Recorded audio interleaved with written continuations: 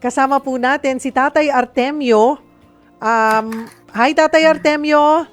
Ma'am Cyril, magandang hapon ho. Ayan po, magandang Hi, hapon. hi. Abay, balita po namin, isa po kayo sa mga beneficiary po ng tupad. Opo ma'am, nakatanggap po ako ma'am, 5,200. Ngayon po, yung iba, binigay ko po sa asawa ko para magtindahan po sa Iloilo. So ngayon ma'am, kasalukuyan, doon na may tindahan na po siya ma'am. Pareho pong galing pong tupad yun? Opo ma'am, galing yung binigay sa akin ng 5,200, bali binigyan ko po siya ng 3,000, yung 2,200 sa akin po yan, personal ko po kasalukuyan ginagamit sa pang-araw-araw kung kailangan.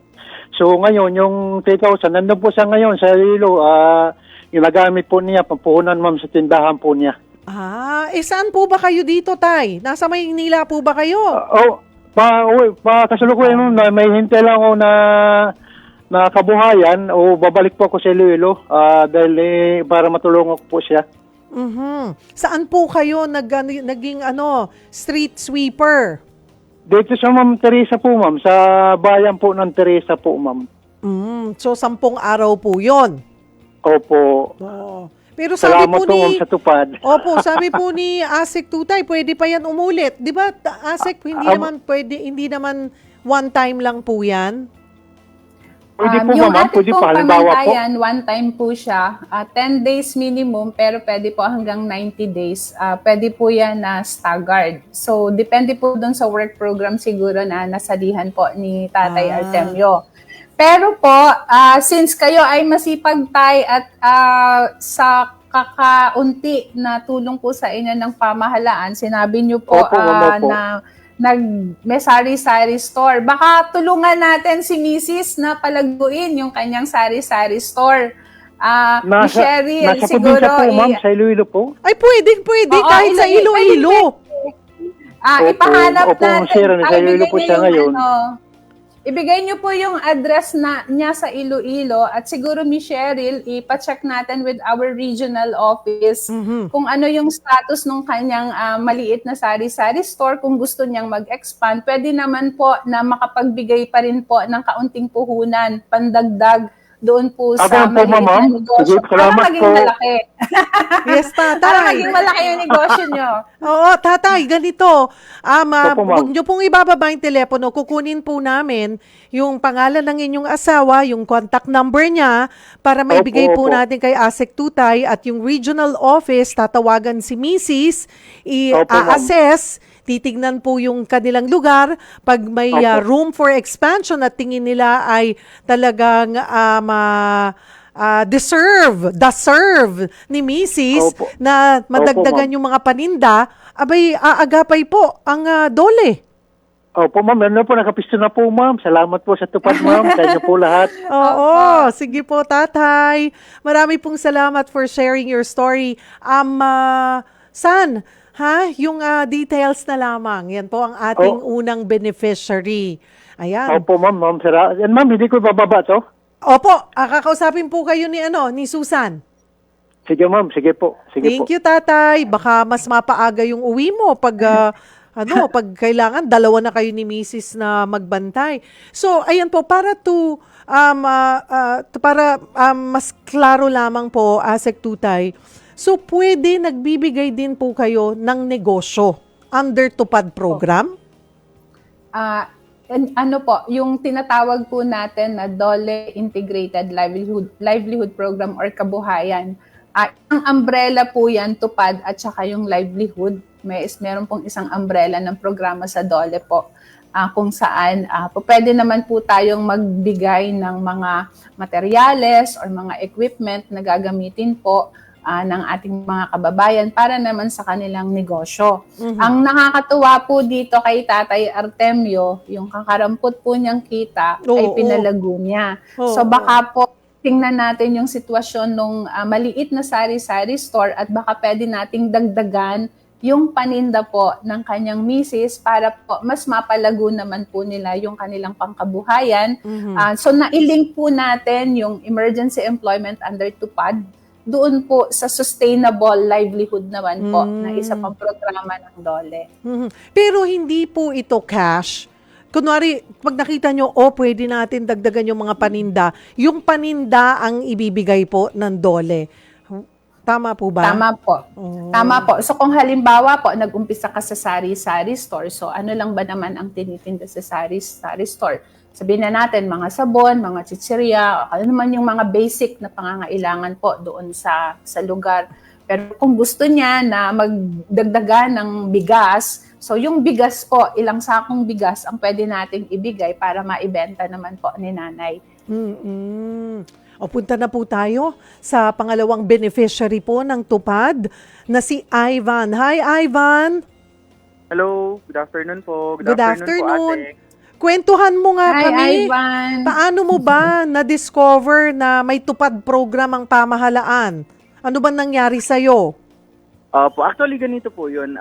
Lagi kasi ako nakikinig sa Radyo 5 from Nanay Christy, kay Senator Raffy. Tapos, nung nagda-drive po ako, narinig ko yung hello? Go ahead. Apo, narinig ko po yung program ninyo, Sagot Kita. Mhm. Actually, guest nyo po nun si Asek. Nag-inquire sana ako paano maging member ng Tupad. Oo. Tapos po, si Asek po mismo, nilatag niya sa akin na gusto mo ba ng iba aside from Tupad? Meron kasi kaming ganitong program. Baka mas makatulong. Kaya po, ayun yung binigay niya po sa akin. Mhm. At anong programa yan? At nasaang stage ka na ba nito? Opo, ganito po kasi yung backstory lang. Nung pandemic, nagkasakit po ako tapos natanggal sa trabaho. Mhm. Tapos meron akong maliit na food business, yung sisigan dito sa San Fernando. Mhm. Tapos po, ang binigay po nilang assistance sa akin is parang dinagdagan po yung mga gamit ko. Yung mga kawali, kaldero, kalan. Oo. Tapos nagbigay po ng raw material. Oho. Ayun po. Kamusta na? Ano po? Kamusta na ang negosyo mo? Ay, okay po. Ongoing po yung negosyo ko. Nagkasakit ako last month pero tuloy-tuloy pa rin po hanggang ngayon. Oo. Pero may kasama pa palang seminar?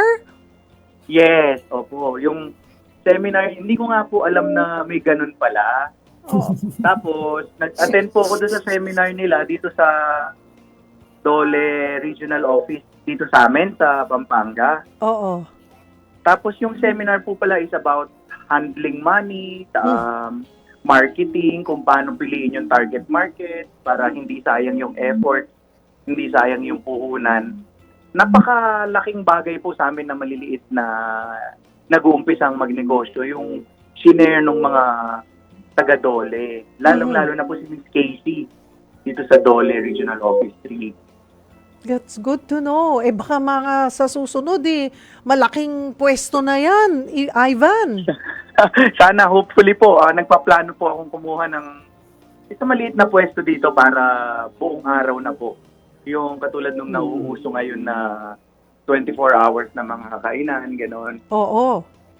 Opo. 'Di ba? At ang maganda dito, Ivan, sa programa, no, sabi nyo nga po, Asek Tutay, pag nakikita nyong lumalago at maganda yung pagkaka-handle, sinusuportahan nyo pa yung expansion. Tama po. Ang beneficiary po natin sa livelihood, hindi ho natin siya binibitawan ng 3 to 5 years. Kasi meron pong mga incidents na talagang nag-e-expand sila ng kanilang market. So kung kailangan po nila ng additional na puhunan, yun po yung binibigay din po ng DOLE. Or meron naman po na wag naman din sanang mangyari kay Ivan, meron naman kung may mga kalamidad tapos biglang na-wash out po yung ating livelihood at gustong ibangon, pwede pa rin po nating tulungan sila. Ayun. So Ivan, talagang pagpursigihan mo. Pag nakakuha ka ng pwesto, pag nakita ng DOLE yan, baka mas matulungan ka pa sa mga ibang gamit na kakailanganin mo.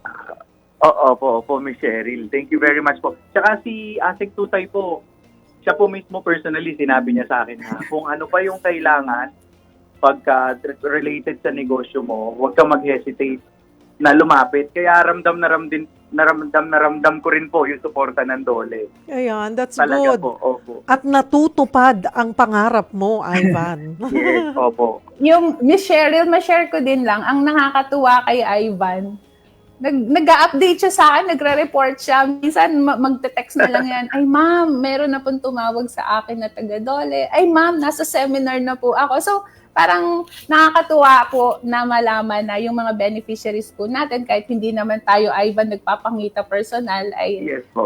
natutupad po natin yung, at nakakarating po talaga sa inyo yung tulong ng pamahalaan ng Dole po. Mhm. At I'm sure, mas,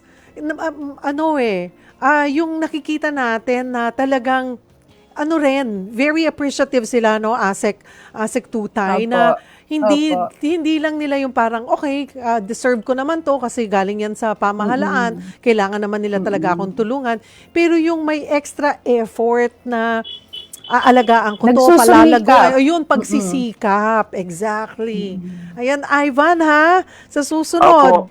ulit. Yes po, Miss Cheryl. Kunin ko na rin po tong opportunity na to, Ma'am Cheryl. Go ahead.